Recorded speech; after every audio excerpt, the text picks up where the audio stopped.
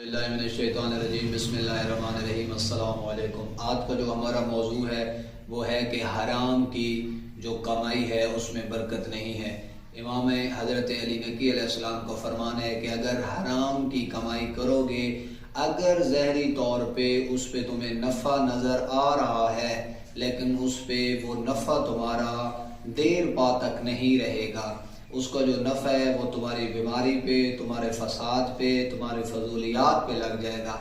सबसे बड़ा जो गुनाह है कि आखिरत में तुम्हें उसका हिसाब देना पड़ेगा। हराम के रिज़्क में बिल्कुल भी बरकत नहीं होती। जितनी ज़्यादा दौलत होगी उतनी ज़्यादा बेसुकूनी, बेचैनी, डिस्टर्बिंग, बोरिंग होगी। लिहाजा हलाल का रिज़्क अगर हलाल में थोड़ा भी है तो मालिक ने उसमें बरकत रखी है। अगर आपकी कमाई थोड़ी है, आपका इनकम थोड़ा है, लेकिन है हक और हलाल का, उसमें आपकी बरकत भी ज़्यादा होगी। फिर अगर हलाल का रिज़्क होगा